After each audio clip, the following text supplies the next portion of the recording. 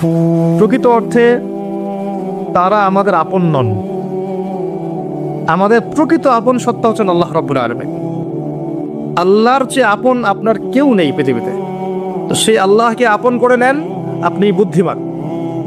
আল্লাহকে বাদ দিয়ে অন্য সব কিছুকে আপন করে নেবেন, আপনার মৌতের পরে আপনাকে এরা ভুলে যাবে। আপনার মৃত্যুর পরে এরা আপনাকে খুব বেশি দিন মনে রাখবে বলে মনে হয় না, রাখলেও বছরে বছরে একদিন। কিন্তু আল্লাহ রাব্বুল আলামিন একটা মুহূর্ত আপনাকে ভুলে থাকবেন না। একটা হাদিস মনে পড়লো যে আল্লাহ পাকের কাছে 100টা রহমত আছে, মানে 100 ভাগ রহমত আছে, দয়া আছে, ভালোবাসা আছে। তার মধ্যে 1 ভাগ তিনি সৃষ্টি জগতের মধ্যে দিয়েছেন। ওই যে গাভী তার বাচ্চাকে চেটে পরিষ্কার করে না, কুকুর তার বাচ্চাকে দুধ খাওয়ায় না, ওই 1 ভাগ রহমতের জন্য, 1 ভাগ দয়ার কারণে। বাকি 99 ভাগ রহমত আল্লাহ পাক তার নিজের কাছে রেখেছেন, যেটা দিয়ে তিনি কিয়ামতের মাঠে বান্দার প্রতি রহম করবেন। আমরা আল্লাহর রহমত পাবো ইনশাল্লাহ। প্রয়োজন হচ্ছে তওবা করে ফিরে আসা। পাপ হবেই ভাই, জীবনে চলতে গেলে পাপ হবেই, উঠতে বসতে চলতে ফিরতে পাপ হতেই থাকবে, কিন্তু তওবাও হতে থাকবে ইনশাল্লাহ। যত পাপ তত তওবা, যত পাপ তত তওবা। আপনি ঠান্ডা মাথায় এভাবে একটা কাগজ নিয়ে বসেন বাসায়, কাগজ নিয়ে বসে আপনি হিসেব করেন যে, মনে করেন, অঙ্ক করেন, মনে করেন আপনার হায়াত 60 বছর, কথার কথা চলে গেছে 30 বছর, বাকি আছে কত বছর? 30 বছর। শেষের 5 বছর মাইনাস করেন। এই 5 বছর আপনি চাইলেও মনের মতো আমল করতে পারবেন না, ঠিক আছে? শরীরে শক্তি থাকবে না, আপনার রোগ ব্যাধি থাকবে, ডায়াবেটিস, ক্যান্সার, হার্ট স্ট্রোক ইত্যাদি। নাউজুবিল্লাহ, আল্লাহ পাক হেফাজত করুন। থাকতে পার সম্ভাবনা কি বেশি না? 25 আছে আপনার কাছে, 25কে আপনি মাস দিয়ে গুণ করেন, দিন দিয়ে গুণ করেন, দিনের হিসাব পাবেন, পাবেন না? এখানে দাঁড়িয়ে হিসাব করেন আগের জীবনে কোন বছর থেকে আপনার নামাজ ফরজ হয়েছিল, কত বছরের নামাজ আপনি পড়েন নাই, কত বছরের রোজা আপনি রাখেননি, কত যাকাত ফরজ ছিল দেন নাই, ঠিক আছে? পাপের যেগুলো পাপ মনে পড়ছে লিখেন। আমি অমুকের সাথে জেনা করেছি, আমি অমুক দিন অমুক অমুক জায়গায় মদ খেয়েছি, আমি অমুককে হত্যা করেছি, আমি অমুককে পিটিয়েছি, আমি কিশোর গ্যাংয়ে ছিলাম, আমি ক্যাসিনোতে গিয়েছি, আমি এটা করেছি, এটা করেছি, লিস্ট করেন। প্রত্যেকটা পাপ দেখবেন, এক একটা পাপের জন্য আপনি আল্লাহর কাছে আলাদা আলাদা করে আল্লাহর কাছে দোয়ায় বলবেন, আল্লাহ আমি ওই পাপ করেছিলাম, আল্লাহ আমাকে মাফ করে দাও, আমি ওই পাপ থেকে তওবা করছি আল্লাহ, আর জীবনে কখনো এই পাপ করবো না ইনশাআল্লাহ। এরকম করে তওবা করেন, তওবাটাকে ফিল করতে পারবেন। খালি মুখে যদি বলেন আস্তাগফিরুল্লাহ ওয়া আতুবু ইলাইহি, ফিল করতে পারবেন না। আপনি লিখেন, বুঝবেন যে আপনি কি কি করেছেন জীবনে। করা যাবে না এটা, যেগুলো মনে পড়ছে করা যাবে, কিন্তু এরপরে ওযু করবেন, করে সুন্দর করে 2 রাকাত সালাত পড়বেন, পরে চোখের পানি ছেড়ে আল্লাহর কাছে কান্নাকাটি করবেন, ইয়া আল্লাহ এই কাজ আমি করেছিলাম, আমি প্রত্যেকটা কাজ আমি আল্লাহ স্বীকার করছি যে আমি এগুলো ভুল করেছি। আল্লাহ তুমি আমাকে যত নেয়ামত দিয়েছো সব নেয়ামত স্বীকার করছি আল্লাহ। আমি যত পাপ করেছি, তোমার অবাধ্য হয়েছি, সব স্বীকার করছি আল্লাহ, তুমি আমার পাপগুলোকে মাফ করে দাও। এক মুহূর্তের মধ্যে আল্লাহ পাক মাফ করে দিবেন ইনশাআল্লাহ তাআলা। শুধু তাই না, আল্লাহ পাক বলেছেন যে আল্লাহ পাক এই সমস্ত গুনাহগুলোকে নেকি দিয়ে পরিবর্তন করে দিবেন ইনশাআল্লাহ। ইল্লা মান তাবা ওয়া আমানা ওয়া আমিলা আমালান সালিহান, আছে না একটা সূরা ফুরকানে, ইল্লা মান তাবা ওয়া আমানা ওয়া আমিলা আমালান সালিহান। তারা নয় যারা তওবা করেছে এবং ঈমান এনেছে এবং বেশি বেশি সৎ আমল করেছে। উলাইকা ইউবাদদিলুল্লাহু সাইয়্যাতিহিম হাসানাত, এরাই তারা যাদের সমস্ত গুনাহকে আল্লাহ পাক নেকি দিয়ে পরিবর্তন করবে। শয়তান ধোঁকা দিবে আপনাকে, শয়তান বোঝাবে এত তাড়াতাড়ি কেন, এখনো সময় পড়ে আছে, পরে তওবা করো, এত দ্রুত দিনের পথে আসতে হবে কেন, অনেক সময় পড়ে আছে, আগে পড়াশোনা শেষ করো, এসএসসি শেষ হোক, ইন্টার শেষ হোক, অনার্স শেষ হোক, মাস্টার শেষ হোক, একটা চাকরি আগে পাও, বিয়ে শাদী হোক, পরিবার হোক, শেষ বয়সে গিয়ে একটা হজ করে আলহাজ টাইটেল নিয়ে নেবো, ব্যাস হয়ে গেল। শয়তান আপনাকে বুঝাবে অনেক কিছু। মনে রাখবেন, ইন্না শাইতানা কানা লিল ইনসানি আদুওয়াম মুবিনা, নিশ্চয়ই শয়তান মানুষের প্রকাশ্য স্পষ্ট শত্রু, এর ধোকায় পা দিবেন। আর ইবলিস অনেক স্মার্ট, কারণ তার অনেক বয়স হয়ে গেছে, সে অনেক প্রবীণ এবং প্রজ্ঞা অর্জন করেছে। সে কিন্তু অনেক স্মার্ট, সে জানে কিভাবে মানুষকে পদস্খলিত করতে হয়। সে মানুষকে নেক্সট সুরতেও ধোকা দিতে পারে। নেক্সট সুরতে মনে হচ্ছে ভালো কাজ করছে আমি, দেখবেন এই ভালো কাজের মধ্যেও দেখবেন ধোকা দিয়ে ফেলেছে, এত স্মার্ট। তো আমি যে পয়েন্টটাতে কথা বলছিলাম যে যুব সমাজকে যদি ইব্রাহিমের মতো, ইসমাঈল আলাইহিস সালামের মতো, মুহাম্মদ সাল্লাল্লাহু আলাইহি ওয়াসাল্লামের আদর্শে উজ্জীবিত হয়ে জীবন করতে হয়, প্রথমে তওবা করতে হবে।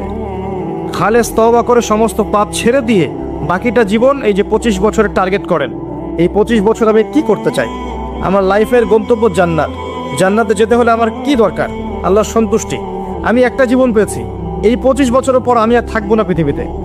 এই সময়টুকুতে আমি কি করতে পারি নিজের জন্যে, নিজের পরিবারের জন্যে, আমার পরবর্তী প্রজন্মের জন্যে, ঠিক আছে, আমার উম্মার জন্যে, দেশের জন্যে বা রাষ্ট্রের জন্যে আমি কি করতে পারি, প্ল্যান করতে হবে। আমি কি কি পড়বো, এখন কোন কোন বই পড়বো, কোন কোন সাবজেক্ট পড়বো। পড়াশোনা করতে হলে আমাকে কার কার কাছে যেতে হবে লিখে ফেলেন। পড়াশোনার পরে আমি কিভাবে আমল করব, দিন রাত কেমন করে গোছাবো, 24 ঘন্টা রুটিন করে ফেলেন। তারপরে আপনার রিজিকের দরকার, আমি কি রিজিক চাচ্ছি, হালাল না হারাম, আমি হালাল চাচ্ছি। হালাল যদি চাই আমি হালাল জব খুঁজবো, হালাল ব্যবসা করব, হালাল কৃষিভিত্তিক কাজ করব, হালাল কিছু করব, হারামে যাব না। প্রত্যেকটা কাজ ক্যালকুলেশন করে করেন। বিয়ে করবো এরপরে আমি কাকে বিয়ে করব, এই জিন্স এবং টি শার্ট পরা মেয়েকে নাকি একটা পর্দাশীল মুত্তাকি মেয়েকে? যে মুত্তাকি মেয়েকে, ঠিক চিহ্ন দিলেন। এবার আসেন মুত্তাকি মেয়ে খুঁজতে হবে। মুত্তাকি মেয়ে ফেসবুকে পাওয়া যাবে না, ওই মেসেঞ্জারে পাওয়া যাবে না, হোয়াটসঅ্যাপে, ইমো, ভাইবারে পাওয়া যাবে না, ওইখানে যোগাযোগ করতে হবে। উপরে যোগাযোগ করে বলতে হবে রব্বানা, বলেন হাবলানা মিন আজওয়াজিনা ওয়া যুররিয়াতিনা কুররাতা আয়ুন ওয়াজআলনা লিল মুত্তাকিনা ইমামা। সূরা ফুরকান শেষের দিকে আছে। এই দোয়া করতে থাকেন আল্লাহর কাছে, আল্লাহ পাক মিলাই দিবেন ইনশাআল্লাহ আযজা ওয়া জাল্লা। ভুলেও ওই জিন্স এবং গেঞ্জি সংস্কৃতির মেয়েকে ধরে তুলেন না, এই আপনার পরিবারটা জাহান্নামের টুকরা হয়ে যাবে। এই কাজ ভুলেও করতে চায় না। আর এটাও মনে রাখেন যে সব বোরখা মানেই মুত্তাকি পরেজগার মেয়ে নয়, সব বোরখার পিছনেই দিনদার মেয়ে থাকে না, এটা মাথা রাখবেন। ওইখানে কারেকশন করেন, ইনশাআল্লাহ আল্লাহ পাক ব্যবস্থা করে দিবেন ইনশাআল্লাহ। রিজিক কে দেয় ভাই? আসমান জমিন সৃষ্টির 50,000 বছর আগে, কত হাজার? 50,000 বছর আগে আল্লাহ পাক তাকদির লিখে ফেলেছে, লিখা হয়ে গেছে। আপনার কার সাথে বিয়ে হবে, আপনার কয়টা বাচ্চা হবে, আপনি কত বছর থাকবেন পৃথিবীতে, কিভাবে মারা যাবেন, কোন দিন মারা যাবেন, এবং মৌতের পর আপনার কি হবে। এই পৃথিবীতে আপনি কত কোটি চালের দানা খাবেন, কত কোটি ডালের দানা খাবেন, কতগুলো মাছ খাবেন, কতগুলো মাংস খাবেন, সব লেখা আছে, সব লেখা আছে। আল্লাহ পাকের এই পুরো সিস্টেমের মধ্যে আমরা এর বাইরে যাওয়ার কোনো ক্ষমতা নেই। মানুষ তো আল্লাহকে চিনে না, মানুষ আল্লাহকে চিনে না বলেই আল্লাহর অবাধ্য হয়। আমি একটা এক্সাম্পল দিয়ে বুঝাই। আল্লাহ পাক সেই সত্তা যে আমাদের এখানে মনে করেন সবাই জান্নাতে যাবে, কথার কথা, এই সব মানুষগুলো জান্নাতে যাওয়ার 1000 কোটি বছর পরে তারা জান্নাতে কি করবে আল্লাহ পাক এখনই সেটা জানেন, এই মুহূর্তে জানেন আল্লাহ পাক। আমাদের মধ্যে সবাই যদি নাউযুবিল্লাহ জাহান্নামেও যায়, জাহান্নামে যাওয়ার 1 কোটি বছর পরে তারা কি শাস্তি ভোগ করবে আল্লাহ পাক এখনই জানে, রাইট নাও। মানুষ আল্লাহকে চিনে না, কিচ্ছু ছিল না একসময়, আল্লাহ একা ছিলেন, একসময় কিচ্ছু থাকবে না, আল্লাহ একা থাকবেন। যেই ফেরেশতা মানুষের রূহ কবজ করে সেও থাকবে না, থাকবে, তাকেও মৌতের স্বাদ ভোগ করতে হবে, এমনকি মৃত্যুকেও মৌতের স্বাদ গ্রহণ করতে হবে। এটা একটা মজার কথা না? ওই ফয়সালা যখন হয়ে যাবে, জান্নাতীরা জান্নাতে চলে গেল, জাহান্নামীরা জাহান্নামে চলে গেল, এবার মৃত্যুকে একটা পশুর আকৃতিতে নিয়ে আসা হবে এবং তাকে সেখানে জবাই করে দেওয়া হবে, আর কোনো মৃত্যু নাই, শেষ। সেদিন ফামান যুহজিহা আনিন নার ওয়া উদখিলাল জান্নাতা ফাকাদ ফাজ। কিয়ামতের মাঠে যাকে পুলসিরাত পার করানো হবে, জাহান্নাম থেকে বাঁচানো হবে, জান্নাতে প্রবেশ করানো হবে, একমাত্র সে ব্যক্তি সফল, আর কেউ সফল নয়। ওয়ামাল হায়াতুদ দুনিয়া ইল্লা মাতাউল গুরুর। দুনিয়ার জীবন ধোঁকা প্রতারণা ছাড়া কিচ্ছু নয়। মরিচিকা দেখেছেন? মরিচিকা রোদের মধ্যে দেখা যায়, এটা দুনিয়ার জীবন। আল্লাহ পাক এর সাথে তুলনা করেছেন। আরেকটা আয়াত আছে সূরা হাদীদের মধ্যে, ওই আয়াতের মধ্যে আল্লাহ পাক দুনিয়ার জীবনের একটা এক্সাম্পল দিয়েছেন, দৃষ্টান্ত দিয়েছেন। কেমন? আল্লাহ বলছেন ইলামু, তোমরা জেনে রাখো, তোমরা সবাই জেনে রাখো আন্নামাল হায়াতুদ দুনিয়া লাইবুন ওয়া লাহু ওয়া জিনাতুন ওয়া তাফাখুরুম বাইনাকুম ওয়া তাকাসুর। তোমরা জেনে রাখো দুনিয়ার জীবনটা হচ্ছে খেলাধুলা। ছোট বাচ্চা যারা থাকে এরা খেলাধুলা ছাড়া কিছু বোঝে? ওদের কাছে দুনিয়াটা এমনই, খেলার মতো, খেলাধুলা করবো এটাই দুনিয়ার জীবন ওদের কাছে মনে হয়। আর একটু বড় হলে আল্লাহ দেখবেন কিশোর কিশোরীরা এখন দুনিয়ায় জীবনের কোনো উদ্দেশ্য নাই, সারাদিন এই বস্তুবাদিতার স্রোতে গা ভাসিয়ে দিয়েছে, ছেলে খেলায় সময় পার করছে। সারাদিন দেখবেন ফেসবুক, ইউটিউবিং, টিকটক, আড্ডাবাজি করা, লুডো খেলা, পাবজি, ফ্রি ফায়ার। ওদের কাছে লাহু মানে মজা, হাসি তামাশা। দুনিয়ার জীবন কি ঠাট্টা? মজা, হাসি তামাশা।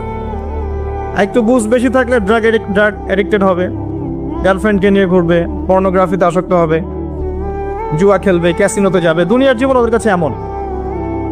আরেকটু বড় হলে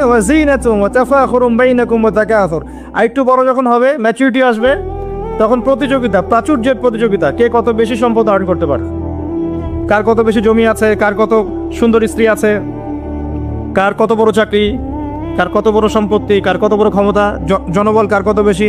এই যে তাফাখুরুম বাইনাকুম ওয়া তাকাসুর, আল্লাহ পাক এটা সূরা তাকাসুরেও বলেছেন, আলহাকুমুত তাকাসুর হাত্তা যুরতুমুল মাকাবির। তোমরা প্রাচুর্যের প্রতিযোগিতা তোমাদেরকে মোহাচ্ছন্ন করেছে যতক্ষণ না তোমরা কবরে শায়িত হচ্ছ। কাল্লা সাউফা তা'লামুন সুম্মা কাল্লা সাউফা তা'লামুন। কখনো নয়, শীঘ্রই তোমরা জানতে পারবে। আবারও বলছি, শীঘ্রই তোমরা জানতে পারবে। কাল্লা লাউ তা'লামুনা ইলমাল ইয়াকিন, তখন ইলমাল ইয়াকিনে জানবে। একটা জিনিস পড়ে জানার নাম ইলমাল ইয়াকিন নয়, অনুধাবন করবেন যখন, তখন আপনার কাছে ইলমাল ইয়াকিন হবে। যেমন আপনাকে যদি বলি যে গোলাপ ফুলের গন্ধ আর রজনীগন্ধার গন্ধের মধ্যে পার্থক্য লিখে বলেন, লিখিত আকারে পার্থক্য বলেন বা ভাষায় প্রকাশ করেন, পারবেন? কথা বুঝতে পারছেন? গোলাপ ফুলের গন্ধ এবং রজনীগন্ধার গন্ধের মধ্যে কি পার্থক্য আছে আমাকে লিখিত আকারে দেন বা ভাষায় প্রকাশ করেন, পারবেন? এটা সম্ভব? মধুর মিষ্টি কেমন আর এই যে আপনার গুড়, এর মিষ্টি কেমন লিখিত আকারে বলুন বা ভাষায় প্রকাশ করুন, পারবেন? কিভাবে পারা যাবে? কিভাবে? যদি আপনি দুইটা ফুল কাছে নেন, নিয়ে দুটার ঘ্রাণ শোকেন, শুকে আপনি বুঝতে পারবেন, অনুধাবন করবেন। ইলমাল ইয়াকিন, এটা হচ্ছে ইলমাল ইয়াকিন। আপনার নিশ্চিত জ্ঞান হলো যে এই গন্ধটা এমন, এই গন্ধটা এমন। পরে আপনি বলবেন অমুকের গন্ধটা গোলাপের মতো আর অমুকের গন্ধটা রজনীগন্ধার মতো। এই যে ইলমাল ইয়াকিন। মধু খান আবার গুঁড়ো খান, স্বাদ যখন বুঝবেন আপনি বুঝে ফেলবেন যে কোনটা কিসের স্বাদ। এই চাক্ষুষ জ্ঞানটাকে বলা হয় কি? ইলমাল ইয়াকিন। কবরের আযাব না ভোগ করলে মানুষ বুঝবে না পরকাল কি জিনিস, ওইটা ইলমাল ইয়াকিন। আমি বুঝাতে পারছি? কবর যখন চাপ দিবে নাউযুবিল্লাহ, তখন মানুষের ইলমাল ইয়াকিন হবে যে এটাই সেই শাস্তি। সূরা দুখান পড়ে দেখেন, আল্লাহ পাক বলেছেন যুক ইন্নাকা আনতাল আজিজুল কারীম, শাস্তি ভোগ করো, আজকে শাস্তি ভোগ করো। পৃথিবীতে অনেক সম্মানিত ছিলে, আজকে শাস্তি ভোগ করো। এটাই সেই শাস্তি যা তুমি অস্বীকার করেছিলে। তখন বুঝবেন কোনটা ইলমাল ইয়াকিন। তো আল্লাহ পাক এই কথাটা বলেছেন সূরা তাকাসুরের মধ্যে। তোমাদের প্রাচুর্যের প্রতিযোগিতা ব্যস্ত করে রেখেছে যতক্ষণ পর্যন্ত না তোমরা কবরে শায়িত হচ্ছ। কাল্লা সাউফা তা'লামুন সুম্মা কাল্লা সাউফা তা'লামুন কাল্লা লাউ তা'লামুনা ইলমাল ইয়াকিন। নিশ্চিত জ্ঞান সহকারে তোমরা জানবেই ইনশাআল্লাহ তাআলা। আল্লাহ পাক সূরা হাদীদের এই আয়াতে বলছেন যে দুনিয়ার জীবনটা খেলাধুলা, প্রাচুর্যের প্রতিযোগিতা, অনর্থক বিষয়ে ব্যস্ত থাকা। اعلموا أنما الحياة الدنيا لعب ولهو وزينة وتفاخر بينكم وتكاثر في الأموال والأولاد। এই প্রাচুর্যের প্রতিযোগিতা হচ্ছে সম্পদের ক্ষেত্রে, সন্তানদের ক্ষেত্রে। এটা করি না আমরা? আমার এত সন্তান, আমার এত সম্পদ। আল্লাহ এটাই বলছেন কামাসালি গায়যিন, এর এক্সাম্পলটা হচ্ছে এমন, কামাসালি গায়যিন আ'জাবাল কুফফার নাবাত। দুনিয়ার জীবনের উদাহরণ হচ্ছে এমন একটা বৃষ্টির মতো, ভালো করে বোঝেন, একটা বৃষ্টির মতো, যে বৃষ্টিটা একটা মৃত জমিনে পড়লো। জমিনটা মৃত ছিল, এরপর জমিনটা সজীব হলো, হওয়ার পরে সেখানে ফসল ফললো। ফসলটা এক পর্যায়ে সবুজ হলো। কি হলো? সবুজ, শস্য শ্যামল হয়ে গেল। এরপরে এই ফসলটা হলুদ বর্ণ ধারণ করলো, হলুদ বর্ণ ধারণ করে না শেষে, এরপর চাষি এটাকে কেটে ফেললো। এই যে বৃষ্টি পড়লো, মৃত জমিন জীবিত হলো, এই যে এখানে বীজ দেয়া হলো, ফসল ফললো, ফসলটা সবুজ হলো, তখন চাকচিক্যময় চারপাশ, শস্য শ্যামল, সুজলা সুফলা, না? খুব ভালো লাগছে। এরপরে আবার দেখবেন ওইটা পিত বর্ণ ধারণ করবে, হলুদ হয়ে যাবে, চাষি ওটাকে কেটে ফেলবে।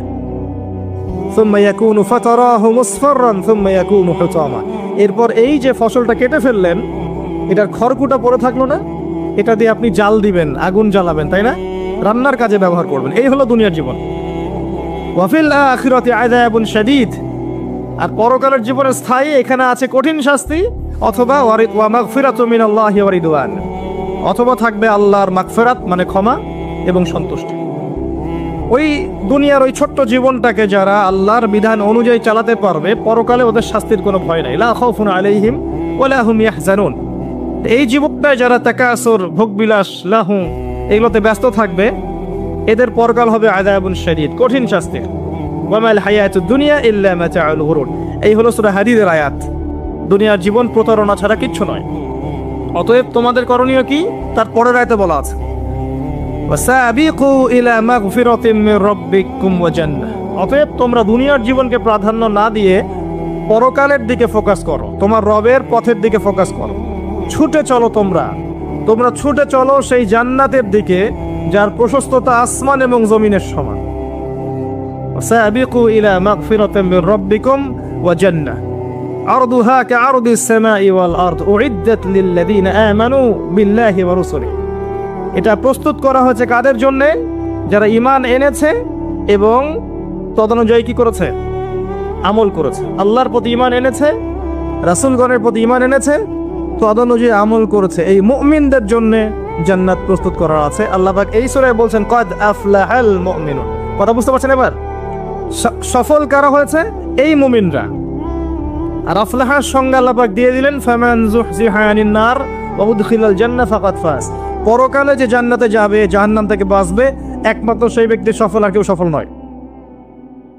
এখন কদ আফলাহাল মুমিনুন আয়াতের মধ্যে সাফল্যের সঙ্গে আপনি শিখে ফেললেন, দুনিয়ার জীবনের সাফল্য চিরস্থায়ী নয়, পরকালের সাফল্য চিরস্থায়ী। দুনিয়ার সবচেয়ে আরামে আয়েশে থাকা ব্যক্তিকে আল্লাহ পাক 1 সেকেন্ডের জন্য জাহান্নামে প্রবেশ করাবেন। হাদিস এসেছে, দুনিয়াতে আল্লাহ পাক যাকে সবচেয়ে বেশি নিয়ামত দিয়েছেন, one kind of Bill Gates. কথা বুঝতে পারছেন? ইমানদার ছিল না, কাফের ছিল, প্রচুর ধন সম্পদ আল্লাহ পাক দিয়েছেন। আল্লাহ পাক তাকে 1 মুহূর্তের জন্য জাহান্নামে ঢোকাবেন, কিয়ামতের মাঠে ঢুকিয়ে বের করবেন। বের করে বলবেন, দুনিয়াতে সুখে ছিলে? দুনিয়াতে কি সুখে ছিলে তুমি? তখন সেই ব্যক্তি বলবে, সুখ কি জিনিস আমি জানি না, সুখ শান্তি কি জিনিস আমি জানি না। 1 সেকেন্ডে। এরপরে পৃথিবীতে সবচেয়ে কষ্টে যে ব্যক্তি ছিল, ধরে নেন আজকে সিরিয়ার মাজলুমদের মতো কেউ, বা প্যালেস্টাইনের মাজলুমদের মতো কেউ, বা আপনাদের এখানেও অনেক মাজলুম আছেন, পৃথিবীর বিভিন্ন জায়গায় এখন মাজলুমদের সংখ্যাই বেশি। যাই হোক, তাকে ঢোকানো হবে জান্নাতে 1 সেকেন্ডের জন্য, 1 মুহূর্তের জন্য, ঢুকিয়ে আবার বের করা। আল্লাহর 1 মুহূর্ত আবার আমাদের মতো নয়। ওই 1 মুহূর্তেই সে অনন্তকালের স্বাদ পেয়ে যাবে। আল্লাহ পাকের 1 মুহূর্ত, তাতে অনন্তকালের স্বাদ সে পেয়ে যাবে ইনশাআল্লাহ। এবার বের করবেন, দুনিয়াতে কষ্টে ছিলে? দুনিয়াতে কখনো কষ্টে ছিলে?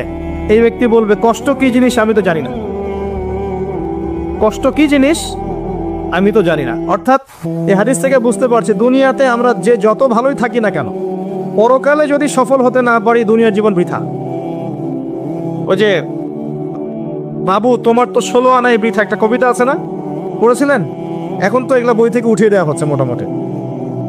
ওমর ফারুক একটা কবিতা ছিল, পড়েছেন? এখন আমরা পড়েছিলাম, এখন এগুলো নাই। আস্তে আস্তে আস্তে আস্তে টেকনিক্যালি ভ্যানিশ হয়ে যাচ্ছে, মানে হাওয়ায় মিলে যাচ্ছে। সুবহানাল্লাহ। এই বিশ্বে কোনো কিছুই এমনি এমনি হচ্ছে না। এই বিশ্বে যা কিছু হচ্ছে এর পিছনে কোনো না কোনো কারণ থাকে। কারণটা ফাইন্ড আউট করতে হলে আপনাকে খিজির হতে হবে। কি হতে হবে? তাকে পাবেন কোথায়? কোথায় পাবেন? মাজমাউল বাহরাইন, দুই সাগরের মিলনস্থলে পাবেন। সূরা কাহফ, নবী মুসা আলাইহিস সালাম এবং খিজির আলাইহিস সালামের গল্প পড়েন, ঘটনাটা পড়েন।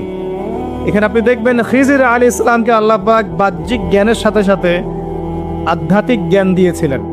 যখন বাহ্যিক এবং আধ্যাত্মিক জ্ঞান একত্রিত হবে, মাজমাউল বাহরাইন, দুই সাগর মিলে যাবে, তখন আপনি নূর লাভ করবেন, বসিরা লাভ করবেন, অন্তর্দৃষ্টি লাভ করবেন।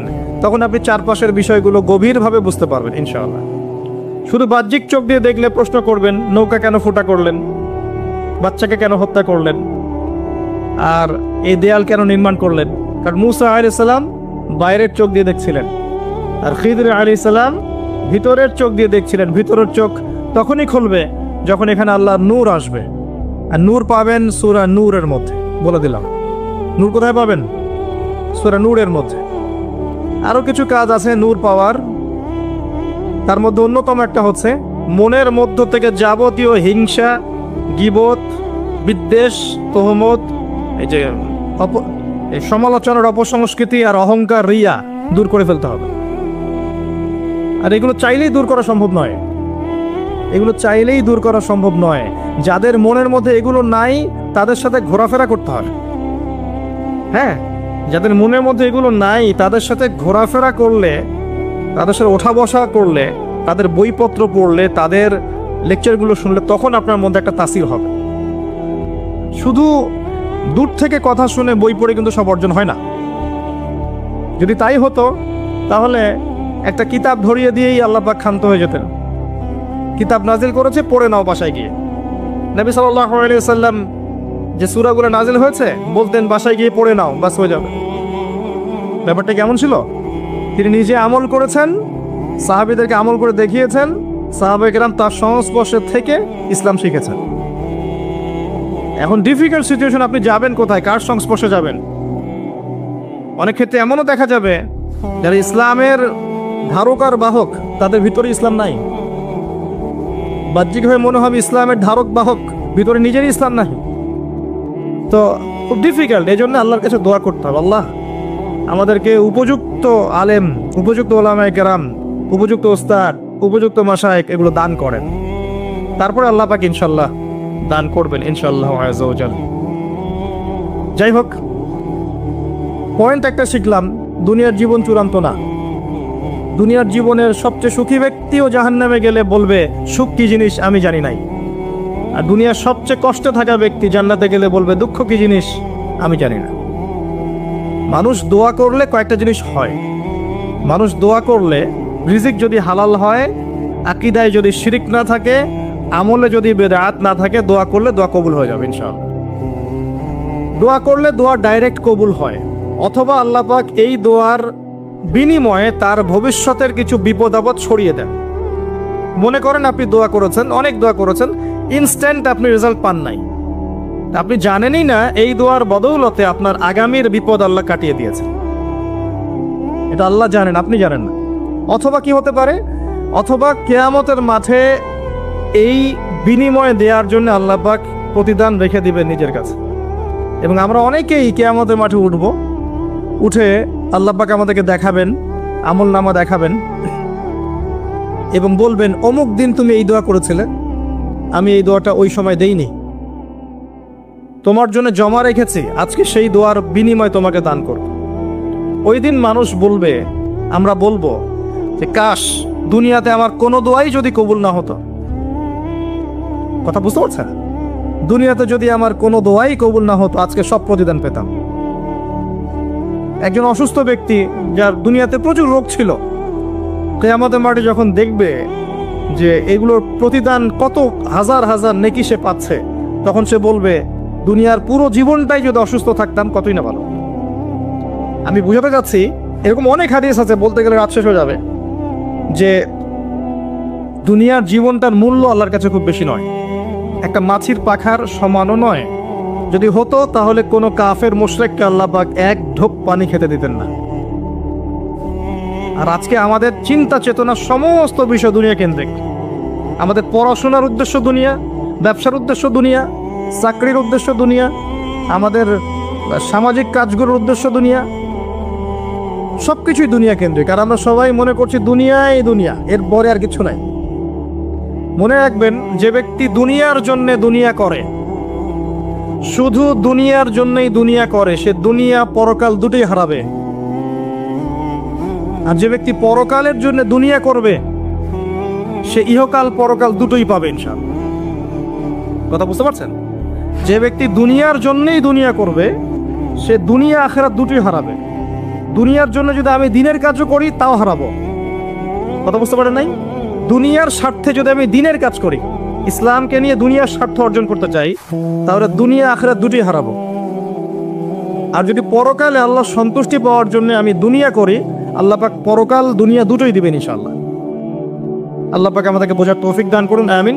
আশা করি আমার সাফল্যের সংখ্যাটা বুঝতে পেরেছে। কারা সফল হবে? মুমিনরা। এবার আসেন, মুমিন কারা? সহজ কথায় বলছি, যারা 6টা বিষয় বিশ্বাস করে। কয়টা? 6টা পিলারে যারা বিশ্বাস করে।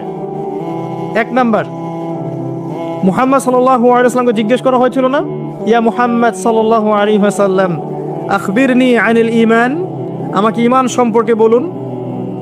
মনে আছে হাদিসটা? হাদিসে জিবরিল, মিশকাতের 2 নম্বর হাদিস মেবি, জি।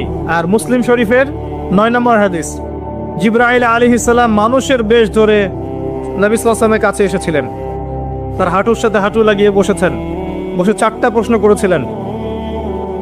ইসলাম কাকে বলে, ঈমান কাকে বলে, ইহসান কাকে বলে, এবং কিয়ামত কবে হবে। শহীদ প্রশ্নকারী উত্তরদাতার জ্ঞান সমান। তখন তিনি আবার প্রশ্ন করেছিলেন, তাহলে আলামত কিছু বলে দিন।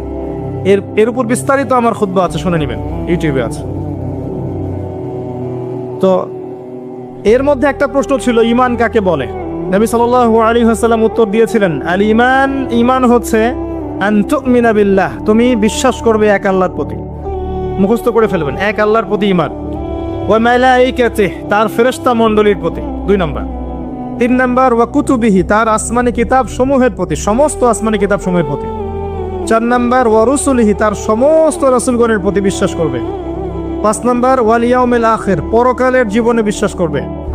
6 নম্বর, ওয়াল কদরি খায়রি ওয়া শাররি, তাকদীরের ভালো এবং মন্দের প্রতি বিশ্বাস করবে। 6টা পিলারের প্রতি বিশ্বাস করার নাম কি? ঈমান। বলেন তো আমার সাথে। 1 নম্বর আল্লাহর প্রতি, 2 নম্বর ফেরেশতা মণ্ডলীর প্রতি, 3 নম্বর আসমানি কিতাব সমূহের প্রতি, 4 নম্বর নবী রাসূলগণের প্রতি, 5 নম্বর পরকালের জীবনের প্রতি, 6 নম্বর কি? ভাগ্যের ভালো মন্দের প্রতি। এখন মজার ব্যাপার হচ্ছে, এই 6টার কোনোটাই চোখে দেখা যায় না। কথা বুঝতে পারছেন? এই 6টার কোনোটাই আপনি চোখে দেখতে পারবেন না। আল্লাহ দেখেছেন, মালায়েকা ফেরেশতা দেখেছেন, আসমানি কিতাব সমূহ, আগের আসমানি কিতাবগুলো দেখেছেন। আমি তো বারবার একটা কথা বলি লেকচারে, যে অনেক মুসলিম তো কোরআনও দেখেনি। এমন মুসলিম নাই? আছে, অবশ্যই আছে। দিন দিন ওদের সংখ্যা বাড়ছে। হ্যাঁ, কেমব্রিজ, অক্সফোর্ড, হার্ভার্ড থেকে পড়ে আসছে, কোরআন দেখেনি। হ্যাঁ, আপনি তোলা তোলা করে বড় করেছেন, ইউনিভার্সিটিতে পড়ে আপনার ছেলে কোরআন দেখেনি কখনো। দেখেছে যে তার বাবার মৃত্যুবার্ষিকীতে হুজুর হয়ে এসে একটা বই পড়ে, তার নাম কোরআন, তার কাছে এরকমই মনে হয়। এরকম জেনারেশন আছে না? এদেরকে খিজির আলাইহিস সালাম পেলে হত্যা করতেন। ওই যে ছোট্টবেলায় একটা বাচ্চাকে হত্যা করলেন, মনে আছে? একটা ছোট্ট বাচ্চাকে খিজির আলাইহিস সালাম হত্যা করেছিলেন। নবী সাল্লাল্লাহু আলাইহি ওয়াসাল্লাম বলেছিলেন, কি জন্য হত্যা করলেন? একটা অপরাধ করলেন আপনি। খিজির আলাইহিস সালাম বলেছিলেন, এই বাচ্চা যদি বড় হতো তাহলে বিশাল কাফের হতো এবং নিজে কুফরি করতো, পিতামাতাকে কাফের বানিয়ে ছাড়তো। এই হলো সেই জেনারেশন যেটাকে আমরা বড় করছি এখন। বিশ্বাস করেন, এটাই সেই জেনারেশন। আর সূরা কাহফ কিন্তু শেষ জামানার সূরা। কেন শেষ জামানার সূরা? কারণ এই সূরা আপনাকে দাজ্জাল থেকে বাঁচাবে। দাজ্জাল আগমনের সময় বিশ্বের কি অবস্থা হবে, এটা ওই সূরার মধ্যেই দেয়া আছে। এটাকে আপনাকে বুঝতে হবে গভীরভাবে। যাই হোক, আসেন, আসমানি কিতাব সমূহ আমরা কিন্তু দেখিনি, কোরআন আমরা দেখেছি। নবী রাসূলগণ, কোন নবীকে দেখেছেন? এমনকি আমরা কি আমাদের নবীকেও দেখেছি? দেখিনি। ওয়াল ইয়াউমিল আখির, পরকালকে দেখেছেন? পরকালের কিছুই দেখিনি আমরা। দেখেছি? আমরা শুনেছি কবরে আযাব হয়, দেখেছেন কখনো? কবর চাপা দিবে, দেখেছেন? কবরে প্রশ্নোত্তর হবে, দেখেছেন? কবরে যে আমরা দাফন করে দিয়ে আসি, কখনো কি দেখা যায় এগুলো? আমরা কি রূহ বা আত্মাকে দেখেছি? দেখেছি? এরকম পরকালের প্রতিটা স্তর, কিয়ামতের মাঠ, মিজান, পুলসিরাত, জান্নাত, জাহান্নাম, আমলনামা দেখেছি? দেখি নাই। আমাদের কাদের ফেরেশতা দেখেছি? কিচ্ছু দেখি নাই। এই যে 6টা পিলার ইমানের, সব কিন্তু গায়েব, অদৃশ্য বিশ্বাস। এটাই সেই আয়াতের ব্যাখ্যা। আল্লাহ পাক বলেছেন আলিফ লাম মিম যালিকাল কিতাব লা রাইবা ফিহি হুদাল মুত্তাকিন।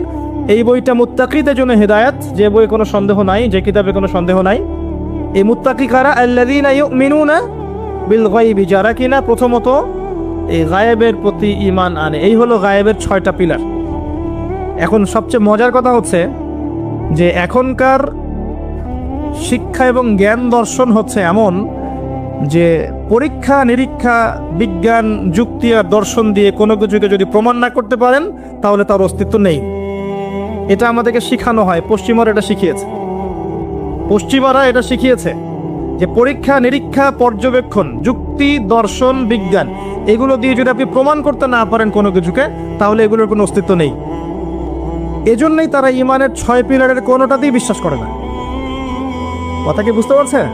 আল্লাহকে তো আপনি ল্যাবে প্রমাণ করতে পারবেন না, পারবেন?